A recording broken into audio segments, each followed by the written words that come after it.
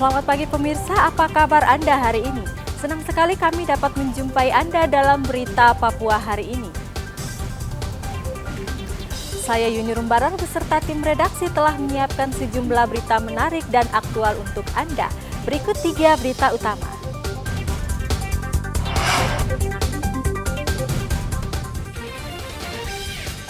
Kelompok kriminal bersenjata kembali membakar kantor Disdukcapil Pegunungan Bintang. Diduga terkena tembakan saat menerobos bandara, seorang pendukung Lukas NMB meninggal dunia. Ratusan polisi disiagakan. Bawa senjata di Filipina, seorang warga Indonesia asal Papua ditangkap polisi Filipina.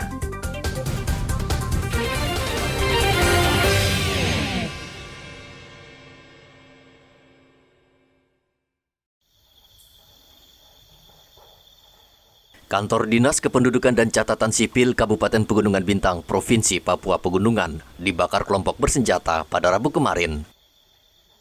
Teror membakar bangunan pemerintah sudah sering dilakukan KKB untuk menciptakan ketakutan warga. Kapolres Pegunungan Bintang AKBP Muhammad Davi Bastomi mengatakan pihaknya mendapat laporan sekitar pukul 1 dini hari dan langsung mengerahkan aparatnya ke lokasi untuk memadamkan api. Selain membakar kantor Dukcapil, kelompok bersenjata juga melepaskan sejumlah tembakan ke perumahan warga sehingga membuat warga ketakutan dan mengamankan diri ke Mapolres Pegunungan Bintang. Tanggal 11 Januari 2023 sekitar pukul 1.15 waktu Indonesia Timur di Kabideng lokasi 3 distrik Oksibil, Pegubin, terjadi pembakaran kantor Dinas Kependudukan dan Catatan Sipil yang dilakukan oleh KKB Kodap 35 Bintang Timur. Ya, setelah kebakaran terdengar suara tembakan beberapa kali, ya sekitar 5 kali lah. Kemudian kita dari pihak Polres segera mengumpulkan pasukan berkoordinasi dengan teman-teman TNI kita. Langsung kita mencoba menyisir ke tempat situ, ke tempat lokasi, dan di beberapa tempat juga kita patroli. Ya, sampai pagi tadi sih kita belum menemukan pelaku. Saya menghimbau kepada masyarakat, mohon kalau ada informasi terkait pergerakan mereka bisa disampaikan kepada kami, dan kami mohon untuk masyarakat juga silakan beraktivitas sehari-hari lah, yang perdagangan, kegiatan pemerintahan, kegiatan pendidikan dan lainnya, perekonomian tetap berjalan, kami akan mengamankan. Nah, kemudian untuk fasilitas kesehatan tetap dibuka, kami sudah melakukan pengamanan 24 jam, dan fasilitas lainnya nanti akan kita amankan. Saat personel gabungan tiba dan menyisir lokasi, kelompok bersenjata berhasil melarikan diri. Pembakaran ini merupakan yang kedua dalam 3 hari terakhir. Sebelumnya, KKB juga membakar SMK Negeri 1 Oksibil pada Senin pagi. Arthur melaporkan dari Kabupaten Pegunungan Bintang.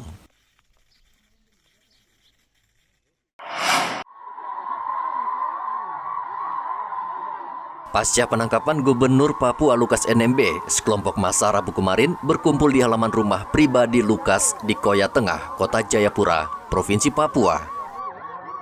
Mereka menjaga ketat rumah Lukas dengan parang dan panah serta menari perang di halaman rumah. Sementara itu, pasukan Brimob dengan senjata lengkap dan mobil barakuda berjaga-jaga di sejumlah lokasi rawan, seperti di lingkaran Abepura, Expo Waena, Entrop, dan di Taman Imbi, untuk mengantisipasi pendukung Lukas NMB yang berencana berunjuk rasa.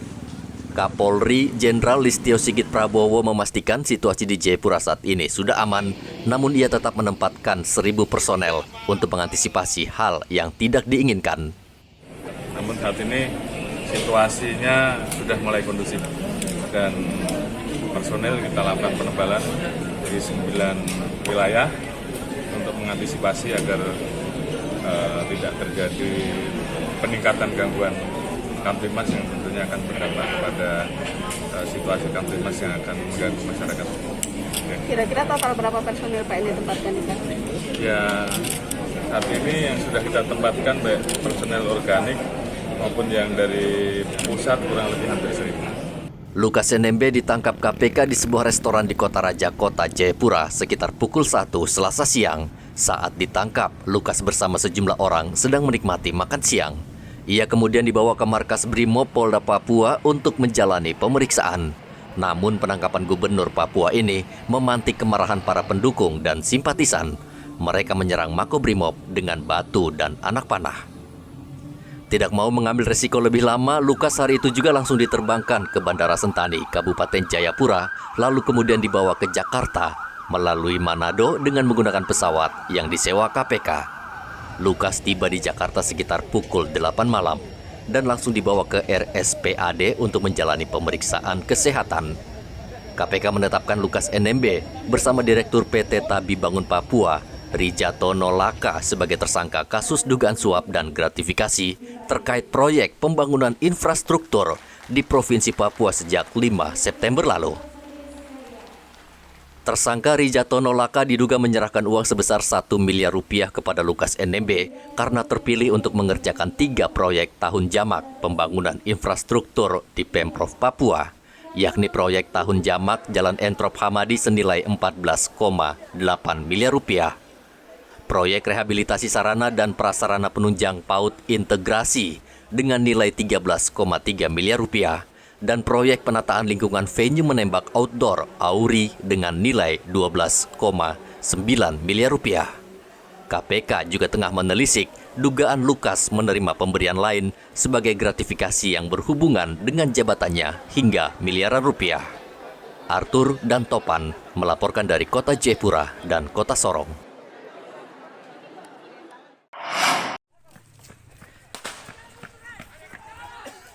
Polisi membenarkan seorang pendukung Lukas NMB meninggal di Rumah Sakit Jowari, Kabupaten Jayapura, Provinsi Papua.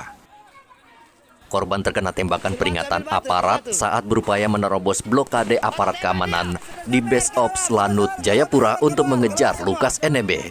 Saat ini polisi juga tengah mencari aktor utama yang memprovokasi warga untuk masuk ke Bandara Sentani sehingga menyebabkan kericuhan. Kita sempat juga bentrok dengan massa yang ada pada saat di Bandara Sentani. Kejadian ini setelah Bapak Lukas NMB dan rombongan tim KPK dan Polda Papua berangkat meninggalkan Bandara Sentani. Jadi tidak ada yang bisa masuk ke dalam mengganggu pemberangkatan dari beliau.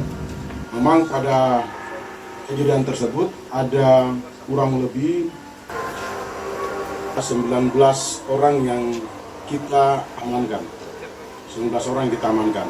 Ini 2 yang tadi saya sampaikan di depan Mapolsek Brimob Polda Papua, yang 17 itu di Polres Kabupaten Jayapura. Dari 17 yang kita amankan di Kabupaten Jayapura, ini ada 1 yang kena tembak dan meninggal. Yang berikut yang 16 ini luka-luka dan sudah kita lakukan penanganan kesehatannya. Tentunya sebagai Kapolda saya menyampaikan belasungkawa. Terkait tewasnya seorang warga sipil, Kapolda tengah meminta laporan dari jajarannya untuk mengetahui apakah langkah pengamanan sudah sesuai dengan SOP apa tidak. Polisi juga telah meringkus 19 warga pendukung Lukas NMB. Mereka akan diperiksa dan bila tidak terbukti, mereka akan dipulangkan. Sementara itu, untuk mengantisipasi aksi massa pendukung Lukas, Kapolda Papua telah mempertebal personel dan meningkatkan patroli. Kapolda juga menghimbau kepada warga dan simpatisan Gubernur Papua agar dapat menjaga Kota Jayapura, lebih khusus Papua, agar tetap aman. Pengamanan supaya semua apa yang direncanakan dalam rangka membawa tersangka itu bisa berjalan sebagaimana yang sudah direncanakan. Dan itu telah berjalan baik, dan tentunya langkah berikut yaitu kita menjaga kondusivitas, dampak lain, dan itu yang kita lihat kemarin ada riak di depan Mapolda, di Pusat Brimob dan di Sentani. Nah tentunya ini menjadi suatu evaluasi yang nanti di semua jajaran saya sudah sampaikan untuk melakukan hal yang sama. Ekstra pendekatan terhadap semua masyarakat Papua, semua elemen tokoh-tokoh masyarakat, tokoh adat ini kita mainkan supaya bisa diberikan pemahaman tentang penegakan hukum itu sendiri. Dan Dan saya berharap kalau kita sudah memberikan penjelasan dengan benar, bahwa kita tidak boleh lagi salah kaprah dalam rangka penegakan hukum ini. Dan ini kita sudah mulai berjalan dari kita kemarin, dan saya berharap para Kapolres bisa segera melakukan langkah-langkah cepat itu. Penangkapan Lukas NMB menuai kemarahan para pendukungnya. Mereka menyerang markas Brimob dan Bandara Sentani. Mereka menilai tuduhan korupsi terhadap Lukas NMB adalah politis dan kriminalisasi. Igo Batmomolin melaporkan dari Mimika, Papua Tengah.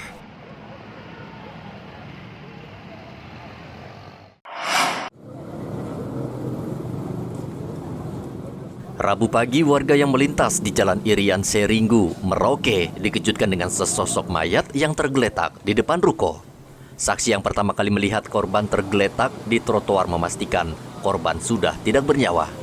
Ia bersama rekan-rekannya kemudian memindahkan tubuh korban ke tempat yang aman, lalu menelepon polisi. Tidur? Iya, tidur sih. Nah, terus kau pegang dia? Saya pegang dia, saya rabanya poro tidak napas. Tidak napas, oh begitu? Iya, saya pas mau ke sini, saya kan mau ke sini tuh, mau kerja di sebelah, tapi saya langsung lihat. Saya pikir saya orang mabuk yang tidur, jadi saya datang, saya langsung periksa. Baru yang bekas pindahinnya ke situ siapa? Saya sama ini. Oh, kamu orang ini? Kita dua saya.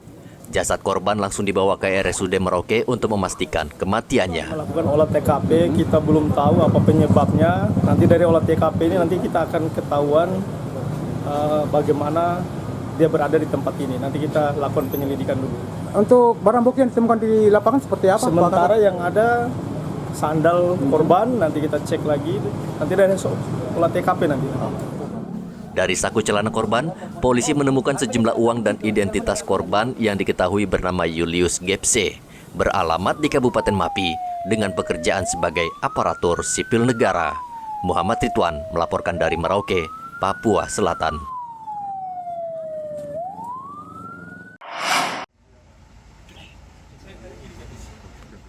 Polisi saat ini tengah menyelidiki seorang warga negara Indonesia di Filipina yang diduga membawa senjata dan sempat berada di Papua. Kapolri Jenderal Polisi Listio Sigit Prabowo mengatakan tim dari Badan Intelijen dan Bareskrim telah dikirim ke Filipina untuk melakukan koordinasi dengan pihak berwenang dan membawa pelaku ke Jakarta. Kapolri mengatakan polisi Filipina saat itu meringkus 2 orang WNI. Dari hasil penyelidikan, salah seorang WNI bekerja sebagai pilot di Filipina. Ia diduga membawa puluhan senjata api. Kami dari Ubinter, kemudian Badan Intelijen dan Bareskrim telah mengirimkan personel ke Filipina untuk melakukan koordinasi lebih lanjut terkait dengan jaringan yang saat ini sedang kita dalami terhadap 2 orang yang sudah diamankan, dan tentunya ini menjadi hal yang berharga bagi kita untuk kemudian mendalami tindak serta kegiatan-kegiatan mereka pada saat ada di wilayah Papua. Masuknya senjata api ke Papua juga diduga salah satunya dari Filipina. Jalur Filipina yang berbatasan dengan Indonesia kerap dimanfaatkan pelaku menyelundupkan narkoba dan senjata api. Dari Mimika, Papua Tengah, Igo Batmomolin melaporkan.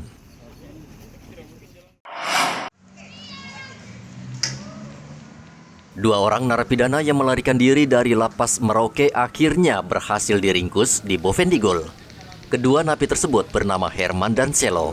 Dari pengakuan kedua napi, mereka berhasil melarikan diri dengan memanfaatkan situasi ketika seorang napi yang sedang sakit akan dibawa ke rumah sakit. Mereka diketahui ikut membantu rekannya tersebut hingga ke ruang penjagaan lapas. Mereka mengaku sempat kembali ke ruang tahanan namun kembali keluar dan langsung melarikan diri. Kronologisnya ada narapidana yang sakit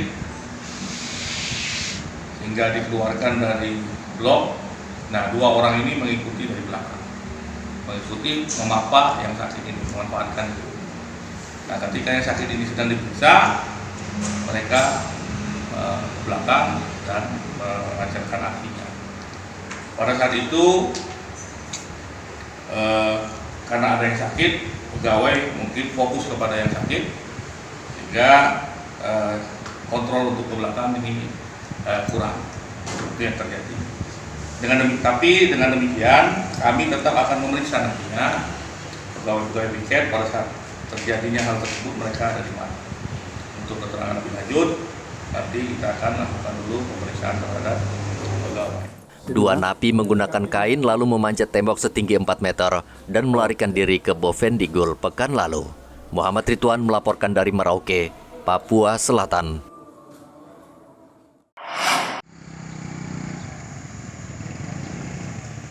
Warga Merauke mengeluhkan harga ayam potong yang sejak Natal dan Tahun Baru naik, namun hingga kini belum juga turun. Tidak hanya naik, stok ayam potong bahkan terbatas akibat pasokan bibit di Merauke semakin berkurang. Menipisnya stok ayam potong terlihat dari jumlah penjual di Jalan Ermasu. Biasanya ada 13 penjual ayam potong, kini hanya 4 penjual. Ayam terus apa harganya?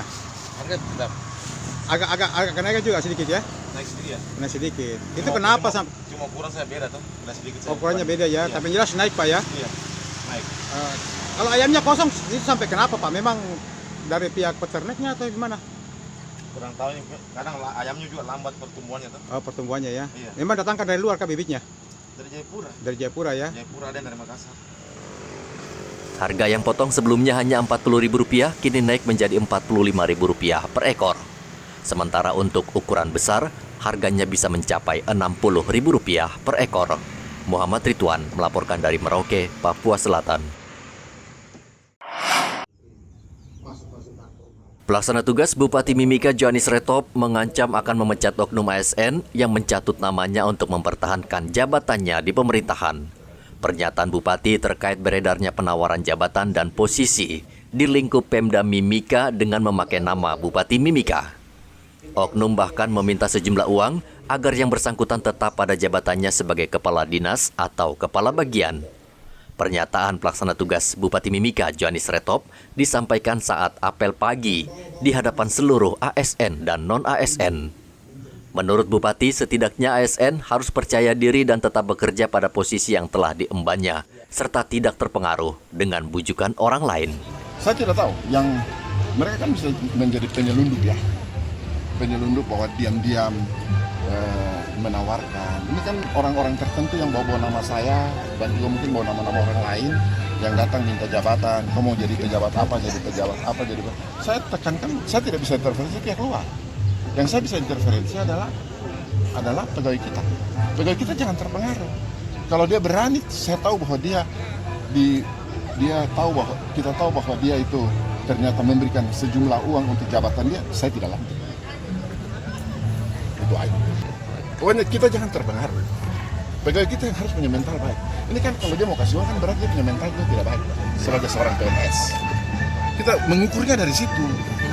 Mengukur kalau dia sudah mulai datang omong kosong segala macam, saya berjuang melalui orang lain. Bisa saja melalui istri saya, bisa saja melalui orang lain yang begini saya tidak tahu. Bupati Mimika dalam waktu dekat akan memilih sejumlah ASN untuk mengisi kekosongan di sejumlah OPD. Ia juga akan melakukan evaluasi kinerja di sejumlah OPD untuk menata pemerintahan Kabupaten Mimika agar lebih baik dan transparan. Dari Mimika, Papua Tengah, Igobat Momolin melaporkan.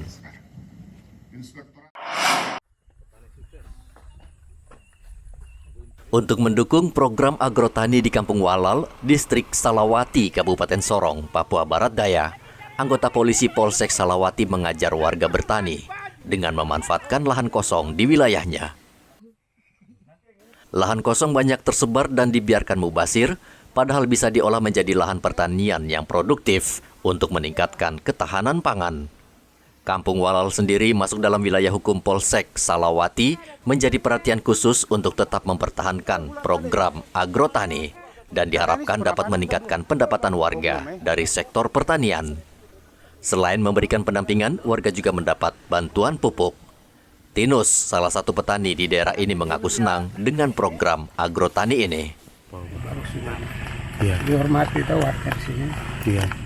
Jadi ya sungguh bagus lah. Buat barangnya Pak Babin dia buat ini juga bagus. Pemerintah bisa perhatikan kita punya program yang ada ini. Iya. Misalnya kasih bantuan apakah kan tidak dihilangkan begitu. Tinus dan warga lainnya berharap program agrotani ini terus berlanjut dan mendapat perhatian serius dari pemerintah setempat agar kondisi pertanian di kampung ini dapat lebih maju. Topan melaporkan dari Sorong, Papua Barat Daya. Informasi tadi sekaligus menutup jumpa kita dalam Berita Papua hari ini. Saya Yuni Rumbarar dan tim redaksi yang bertugas mengucapkan terima kasih atas kebersamaan Anda. Selamat pagi dan sampai jumpa. Wanyambe.